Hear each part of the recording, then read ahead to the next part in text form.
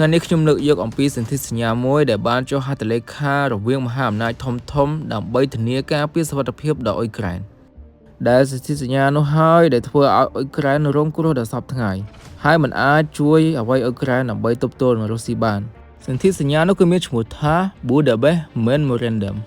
បន្ទាប់ពីសហភាពសូវៀតដួលរលំនៅឆ្នាំ1991អ៊ុយក្រែនបានកាន់កាប់អាវុធនុយក្លេអ៊ែរប្រមាណ 1,600 គ្រាប់ដែលស្ថិតនៅលើទឹកដីរបស់ខ្លួន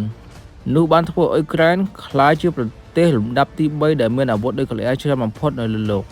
ប៉ុន្តែក្រោយមកដោយសារសម្ពាធពីអន្តរជាតិពិសេសអាមេរិកនិងចក្រភពអង់គ្លេសអ៊ុយក្រែនបានយល់ព្រមចុះហត្ថលេខាទៅលើសន្ធិសញ្ញា Budapest Memorandum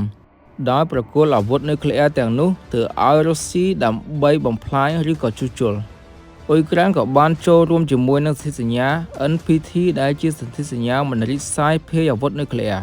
ប្រទេសដែលបានចូលរួមចុះហត្ថលេខានៅក្នុងសន្ធិសញ្ញានោះរួមមានអ៊ុយក្រែនរុស្ស៊ីសហរដ្ឋអាមេរិកនិងចក្រភពអង់គ្លេស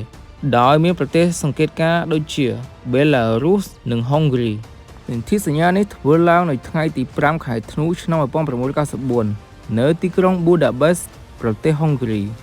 នៅក្នុងសន្ធិសញ្ញានោះរុស្ស៊ីបានសន្យាថាប្រសិនបើប្រទេសអ៊ុយក្រែនព្រមប្រគល់អាវុធនុយក្លេអ៊ែរត្រឡប់ទៅរុស្ស៊ីវិញនោះរុស្ស៊ីនឹងមិនប្រើកម្លាំងទាហានដើម្បីវាយប្រហារលើអ៊ុយក្រែន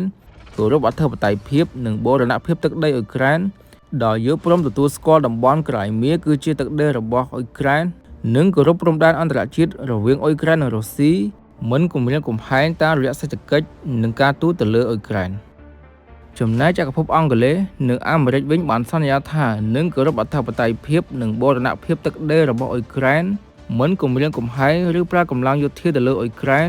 មិនប្រើប្រាស់អាវុធនុយក្លេអ៊ែរទៅលើអ៊ុយក្រែននិងចេញមុខជួយអ៊ុយក្រែនប្រសិនបើមានការគំរាមកំហែងឬប្រើកម្លាំងយោធាទៅលើប្រទេសអ៊ុយក្រែនបាទនេះហើយគឺជាសន្ធិសញ្ញា Budapest ដែលបានធ្វើឡើងរវាងអ៊ុយក្រែននិងសហគមន៍អន្តរជាតិប៉ុន្តែសួរថាបច្ចុប្បន្នតើអ៊ុយក្រែនជួបអ្វីខ្លះអ៊ុយក្រែនដែលមានរុស្ស៊ីដែលសន្យាថានឹងគោរពបូរណភាពទឹកដីអ៊ុយក្រែនប៉ុន្តែជាក់ស្ដែងទៅគឺជារុស្ស៊ីនេះឯងដែលបានឈ្លានពានទៅលើអ៊ុយក្រែនដោយជារួមទៅប្រសិនបើរហូតមកដល់ពេលនេះអ៊ុយក្រែននៅតែមានអាវុធនុយក្លេអ៊ែរម្លេះរុស្ស៊ីក៏មិនហ៊ានឈ្លានពានអ៊ុយក្រែននៅដែរបាទត្រឡប់មកវិញនេះគ្រាន់តែជាការចែករំលែកនៅចំណេះដឹងនិងការយកឃើញរបស់ខ្ញុំជាទូទៅបងប្អូនភាគច្រើនគាត់តែងតែយល់ថាសហគមន៍អន្តរជាតិនឹងចេញមុខជួយអ្វីៗគ្រប់យ៉ាងដល់យើងបងប្អូនត្រូវដឹងថាសហគមន៍អន្តរជាតិមិនចេះតែជួយយើងគ្រប់យ៉ាងនោះទេ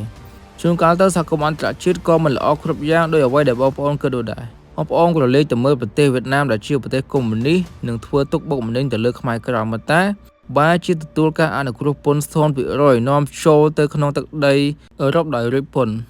បងប្អូនត្រូវដឹងថាសហរដ្ឋអាមេរិកដែលជាប្រទេសសេរីបែរជាមកចាប់វៀតណាមកុម្មុយនីសធ្វើជាសម្ព័ន្ធមិត្តដើម្បីទប់នឹងចិនដូច្នេះហើយសម្រាប់ទំនាក់ទំនងអន្តរជាតិគឺគេផ្ដោតសំខាន់ទៅលើប្រយោជន៍បន្ថែមសេដ្ឋកិច្ចឬក៏ភូមិសាស្ត្រនយោបាយសម្រាប់កម្ពុជាយើងមិនមែនមានន័យថាយើងមិនពឹងគេនោះទេប៉ុន្តែតលតែយើងខ្លាំងខ្លួនឯងជាមុនទើបគេជួយយើងតាមក្រោយហើយគេក៏មិនមែនជាតែមានពេលមកជួយយើងគ្រប់យ៉ាងនោះដែរដូច្នេះមានតែការពង្រឹងខ្លួនឯងឲ្យខ្លាំងនោះទេទើបអាចជួយខ្លួនឯងបានគ្រប់ពេល